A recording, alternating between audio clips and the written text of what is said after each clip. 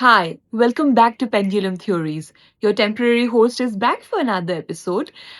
Now, I don't know about the owner of the channel's feelings, but I sure am very grateful to each and every one of you for showering so much love in the last video. Without much ado, let's dive into today's topic.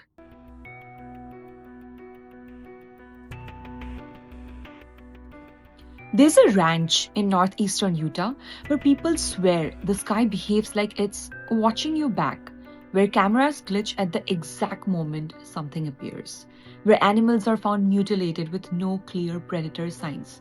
At least that's the claim. And where multiple investigation teams, some private, some tied to government funded research, have tried to pin the weirdness down, only to leave with more questions than answers. Tonight, the real history of Skinwalker Ranch, what was reported, what was recorded, what's disputed, and why it remains one of the most controversial high strangeness locations in America.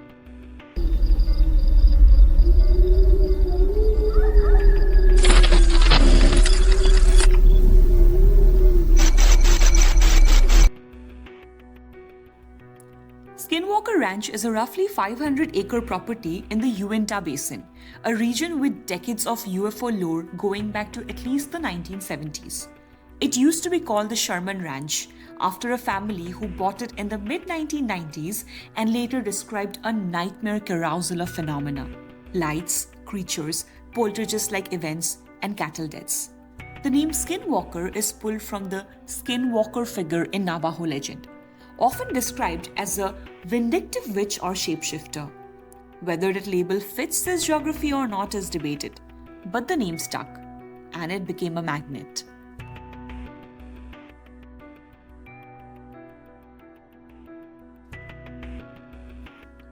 To understand why Skinwalker Ranch became what it is today, you have to go back to the mid-1990s, when a family, known publicly as the Shermans, moved on to the property hoping for something simple: a quiet ranch, a fresh start.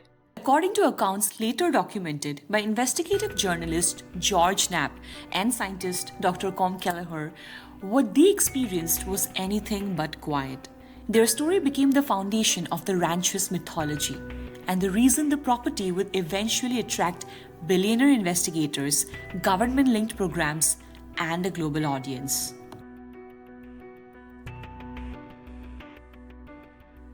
One of the earliest and most famous incidents happened almost immediately.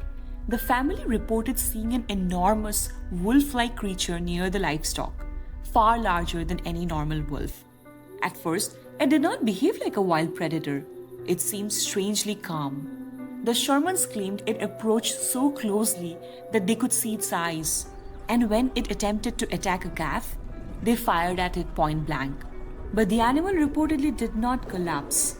Instead, it walked away, almost unaffected. Knapp and Kelleher described this moment as the first signal to the family that something on the ranch did not follow the rules of nature. Then came the livestock deaths. The Shermans reported cattle found mutilated in ways they could not explain: missing organs, strange cuts, little blood, and no clear predator tracks. These kinds of cattle mutilation reports have existed across the American West for decades. But what disturbed the family was the sense that it was happening to them repeatedly, as if the ranch itself was targeted. Knapp and Kelleher emphasized that the emotional impact wasn't just the animals. It was the feeling that something unseen was playing a game. Almost every paranormal location has stories of strange lights, but the Shermans described something more intense. They reported glowing orbs hovering low over the fields, objects moving silently above them, and on some nights, beams of light that seemed to scan the ground. Knapp documented accounts where the family believed the phenomena reacted to their presence, like it wasn't random, like it was aware.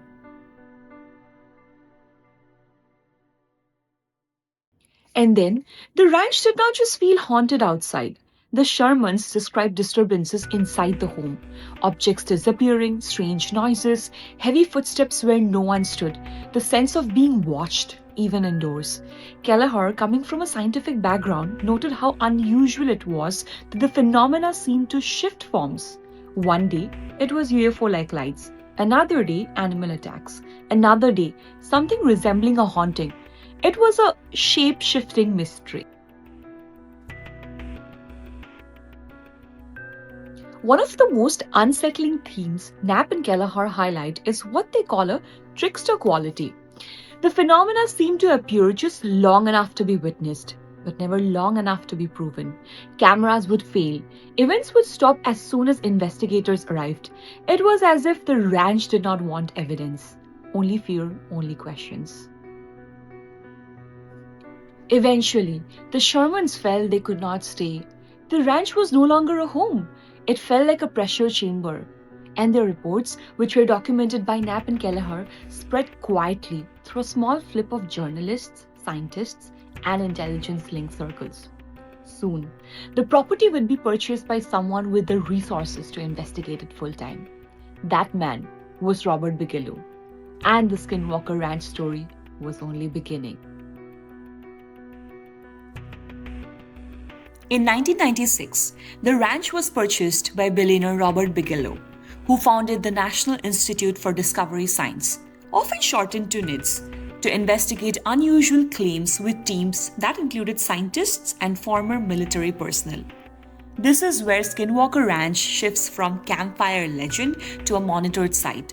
Multiple accounts describe long-term surveillance, stakeouts, and incident logs, yet even sympathetic write-ups acknowledge they struggle to capture strong physical evidence on demand.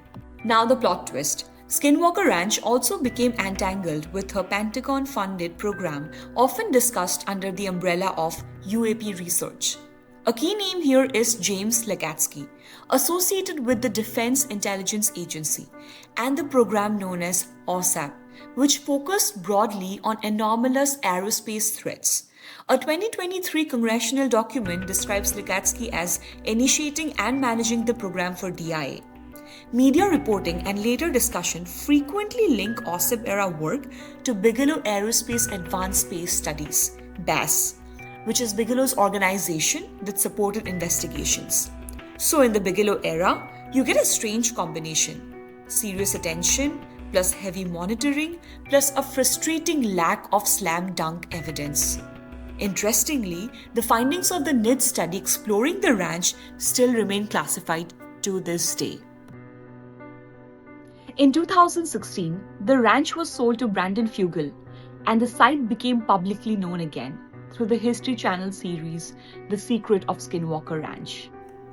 Fugel's team leans hard into instrumentation: radiation sensors, RF monitoring, LiDAR and drone mapping, high-speed cameras, ground-penetrating radar, and control experiments like rocket launches over specific hotspots, especially a region they call the Triangle and the Mesa area.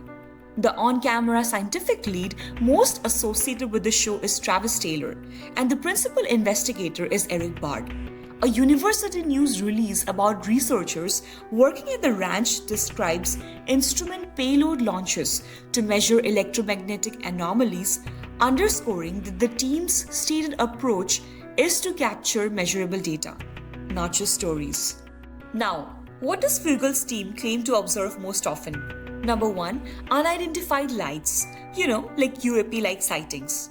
They report objects appearing during experiments, sometimes coinciding with equipment anomalies. The History Channel itself frames this as recurring, oddly moving lights and unexplained aerial events. 2. Radio frequency or electromagnetic oddities. The show repeatedly focuses on unusual radio frequency activity as a pattern worth studying, even building experiments around it. Now we have to note that this is show reported. Independent verification is limited. Number 3. Radiation spikes and hot moments. The team has described episodes where instruments register sudden spikes that trigger safety protocols. Again, these are claims presented through the show's framework and supporting interviews or news releases, not a set of peer-reviewed publications. A persistent theory in the feudal era is that something physical, voids, tunnels, debris, or structures might be inside or under the mesa, and that this correlates with anomalies overhead. The show repeatedly returns to this idea.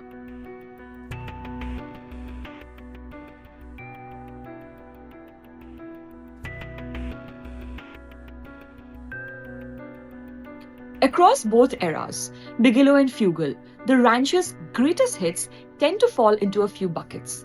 Animal mutilation claims, so basically most famous historically, most debated scientifically. Second, orbs and luminous phenomena, the one with glowing lights near ground level or in the sky. The third is poltergeist-style events, reports of disturbances, unseen forces, eerie intimidation. And fourth, intelligent avoidance, the recurring allegation that the phenomena appears around cameras and sensors, but rarely cleanly inside them. And that last point is important. The ranch's mystery is partly built on a narrative that it behaves like a counter-surveillance environment. But here's the hard truth. The more dramatic the claim, the harder it is to validate publicly.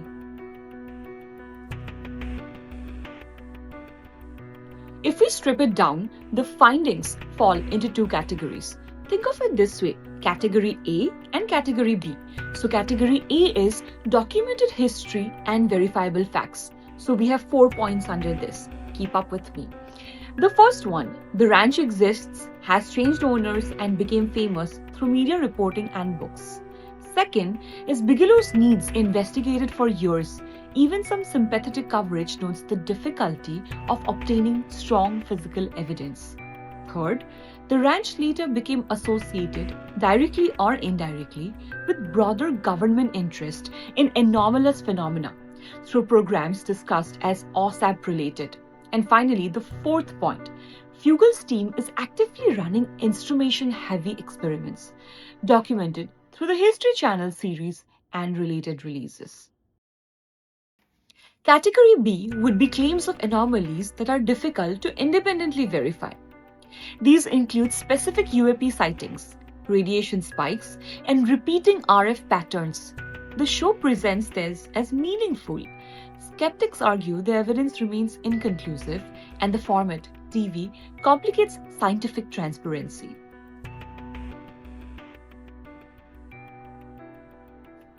So, what are the main theories people propose? Number 1, mundane plus misinterpretation. Some events could be explained by predators, disease, scavenging, weather, camera artifacts, confirmation bias, and the way stories evolve over time.